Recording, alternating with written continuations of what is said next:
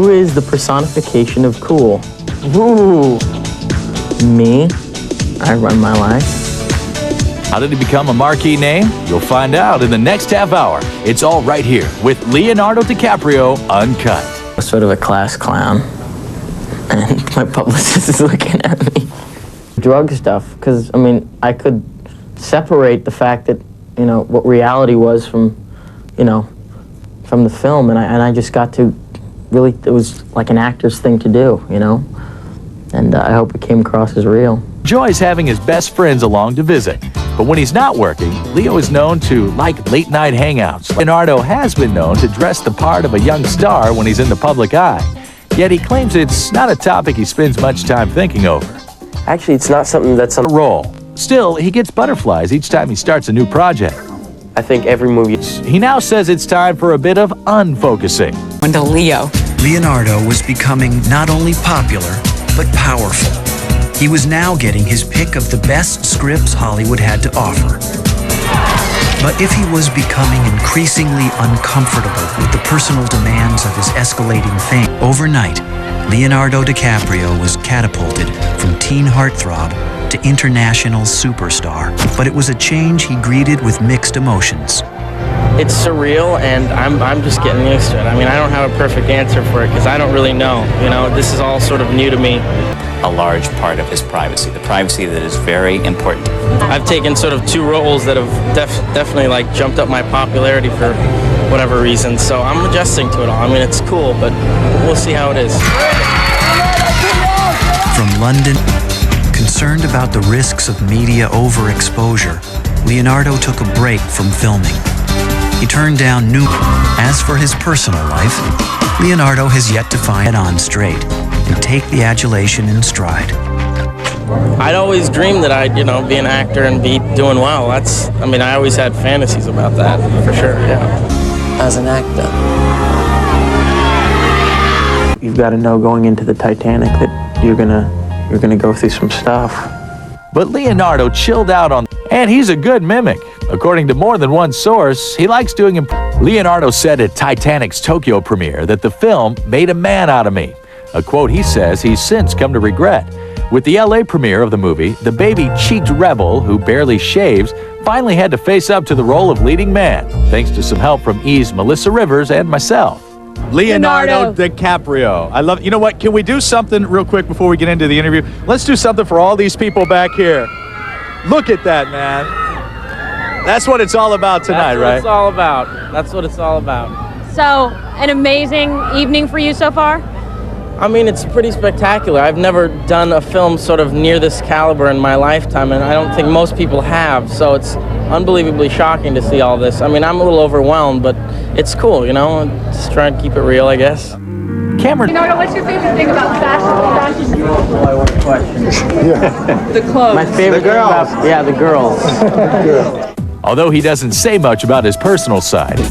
I'm dark and mysterious. Brad Pitt? That's a new one to me, actually. I've never heard of that. I don't know. Have any sort of a speech planned, and it was just nerve-wracking, that whole experience, that you like really. I mean, I don't know if anyone else was there. I mean, this goes for all nominees. I'm sure they know this, have the same feeling, because it was like 2 billion people around the world see it. So you're gonna get more scripts. Because when we were in New Jersey, there were flocks of girls everywhere. It was pretty much, it was a mob scene almost. Because I don't think they get them much out there. Anyone in the business. That's how, you know, I'd love to do a comedy. That's not the point. The point is, those seem to be the ones that are most well written and have the best people attached to them. It just sort of worked out that way. I haven't really planned it. I mean, I'm up for doing romance, comedy. It was almost like basic training at points. I mean, it was unbelievably hard to do, but other points, like just the intimate stuff with Kate and I, was really easy and fantastic. I think I was very big. I wasn't as big as Kirk Cameron, I'll tell you that much, but you know, I had some teen following. I don't know about that teen thing. I mean, I think it's good. I think it's good for publicity, but they don't, it's almost like they're not actors, you know what I mean? And it's like they portray them as like sort of a piece of meat. Like, you know, here's the new cute thing, take a look at him and go, ooh, ah. So I didn't dig that. No, I wanted to do characters which I could really get into and really act and make things reality and not something contrived, you know what I mean? By 1990, I don't really have that anymore. It's sort of gone, it's sort of diminished. Thank God. No. Well, I knew that this character was one of those characters that doesn't come along very often, especially for somebody my age. To do a character like this, a lot of that is offered to people, you know, who are older, men who are older, like Dustin Hoffman's character, and you know. So I knew this was one of those characters that just I had to do. And I had to do it, and I had to prove to Lasse I was going to do it. So after he cast me, I went to a home, and I met about 10 kids with disabilities, and I wanted to make this crystal clear how I wanted to do this. I picked up stuff from them. It was a lot of little twitches, and they did a lot of swaying from back and forth. But Arnie was just sort of something I made up in a way. I took little things, you know, I borrowed stuff, but then I made it my own, and I love it. You know that. You know I'd love it. But it's not like I'm gonna expect it, you know. You gotta let these things come if they come, and if they don't, then you just, you know, you don't think about it. Just deal with it if it comes in front of you, then that's when I'll start thinking about it. But right now, it's a little thought in my mind, but nothing major. He had a lot of power to what she was saying, and she was the only one during the audition that looked me right in the eye and really, you know, gave it to me and didn't let loose. People sort of want to define you in one sort of way and say that's what you are when you yourself don't even know what you are, you know what I mean? Get to a point where you're saying, you're reading this and you're saying, is this what I am? You know, I don't even know that. Why are you impressing this on me? I don't know that. So, I mean, I've been away so much, and my home life has been so the same. I mean, since junior high school, it's sort of remained the same. You know, I just have a lot more responsibilities as far as this is like my job now, you know what I mean? And, you know, I get recognized a lot more than I ever have in my life, but, you know, how bad is that? I mean, somebody coming up to you and telling you they like your work is not the worst thing in the world. It's not like you get, you know, a knife stuck to your throat every day or something. It's not that tedious, and it's not really as bad as it's cracked up to be, I don't think. Yeah, it's sort of my big commercial try, but I looked at it this way. I mean, I've been sort of so opposite with that. You know, I've sort of been trying to never do something like that.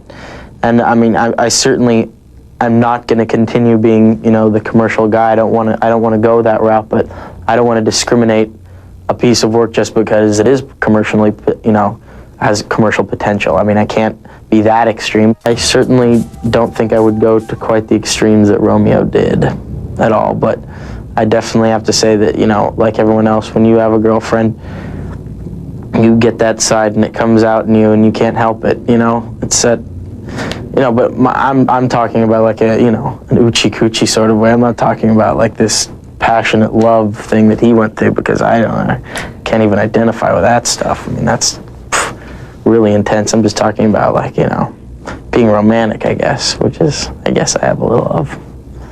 You're blushing. I guess so. I hate to talk about that. these days he's being chased. Meryl Streep and Diane Keaton were just my two favorite actresses of all time, even before I did this film. And, you know, Meryl is just such a presence when you work with her. I mean, she throws you so many curveballs all the time. You've got to be on your toes with her, because, you know, she may do something completely different the next take, and you got to sort of be prepared. So, you know, anytime you work with people of that caliber, you learn a lot. He made his own mind, but I do have to say that, you know, you try and look your best all the time, I'd say. Leo's nervous, you know, and especially in a situation like this, I would be inhuman not to be nervous working with these people. But you got to just focus on your character and focus on what the story's about. But